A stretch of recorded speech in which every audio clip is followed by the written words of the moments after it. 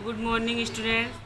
Chemistry में chapter number 4 carbon और उसके यौगिक में आज हम आपको ये पढ़ाएंगे कार्बनिक यौगिकों के नामकरण की पद्धति।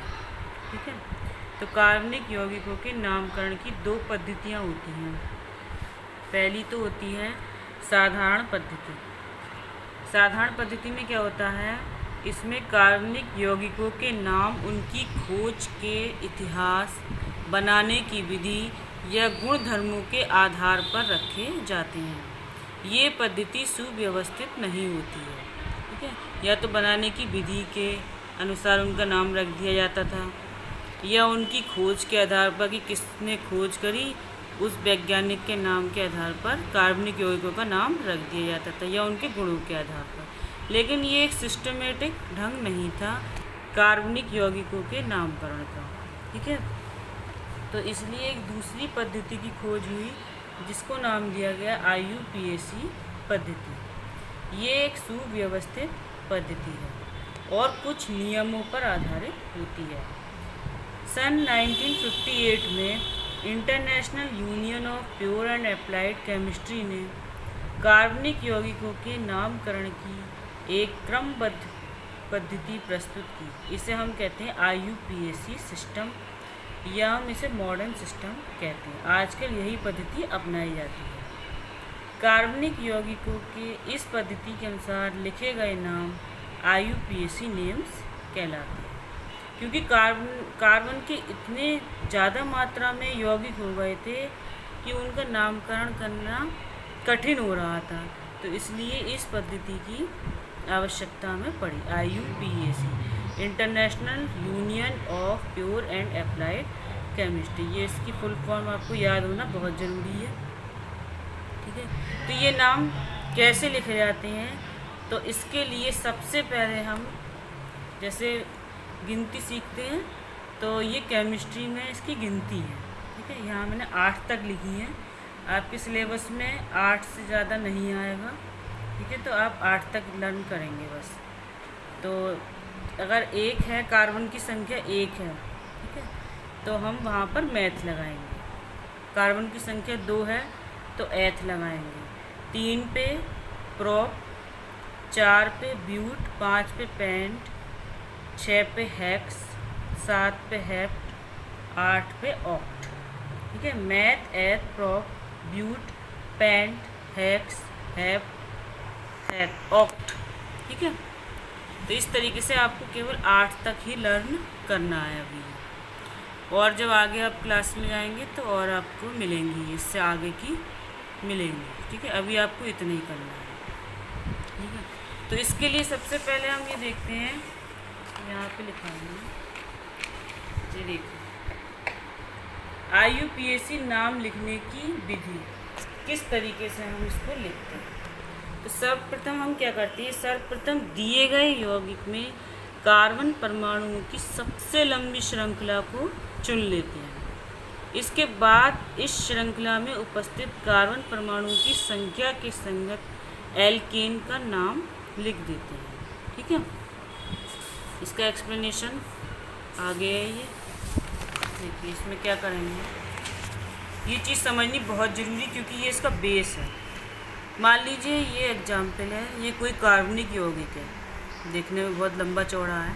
ठीक है, तो ये कोई कार्बनिक यौगिक है, तो इसमें कितनी श्रृंखलाएं संभव हैं, तो हम किस किस तरीके से बना सकते हैं। देखिए, सबसे पहले ये वाली चुन सकते हैं हम, ये वाली कार्बन श्रृंखला चुन सकते हैं। ये चुन लिया हमने इस तरीके से। ठीक है, अब इसमें गिनिए कितने, 1 2 3 4 5 6 कार्बन एटम है, यह हमने लिख लिया, ये 6 कार्बन एटम। दूसरा हम इस तरीके से चुन सकते हैं, ऐसे करके।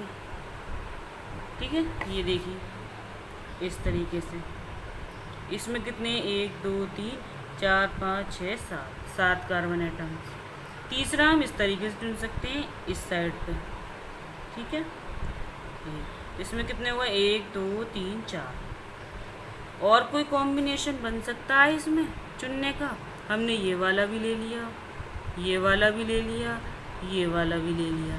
ठीक है, और कोई कॉम्बिनेशन इसका नहीं बन पा रहा है। ठीक है।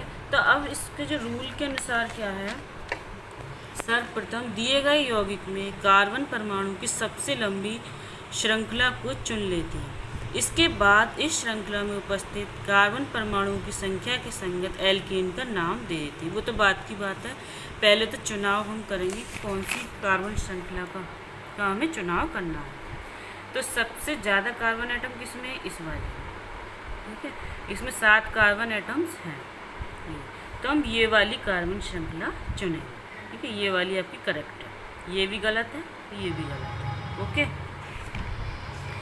सेकंड हमारा रूल है, कार्बन परमाणुओं की चुनी गई श्रृंखला में कार्बन परमाणुओं की संख्या क्रम से लिखते हैं।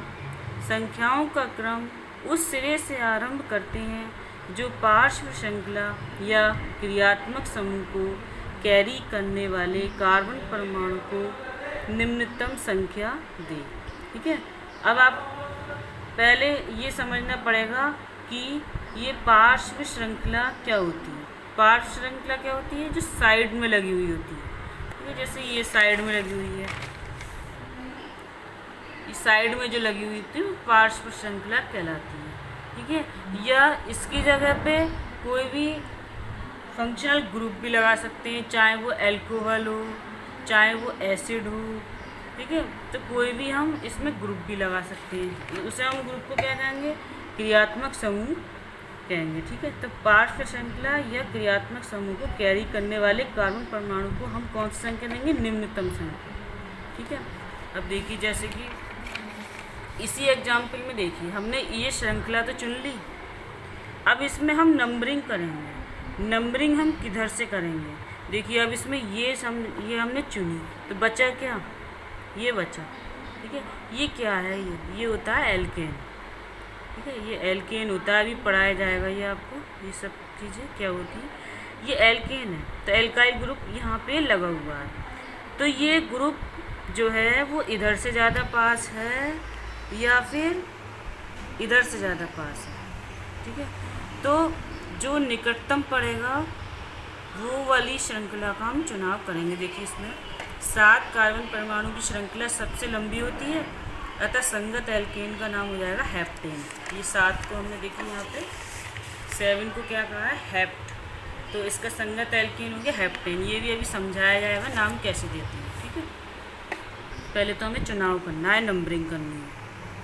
तो हम अगर इधर से करते हैं, मान लीजिए नंबरिंग 1 2 3 4 5 6 7, ठीक है। ये करके दिखाइए, 1 2 3 4 5 6 और ये 7, ठीक है। और एक हम इस तरीके से कर सकते हैं, 1 2 3 4 5 6 7, दोनों तरीके से कर सकते हैं, लेकिन कौन सी सही है, सही वो होगी जहाँ पर जो संगत ग्रुप है या साइड चेन है वो न्यूनतम नंबर पर पड़े।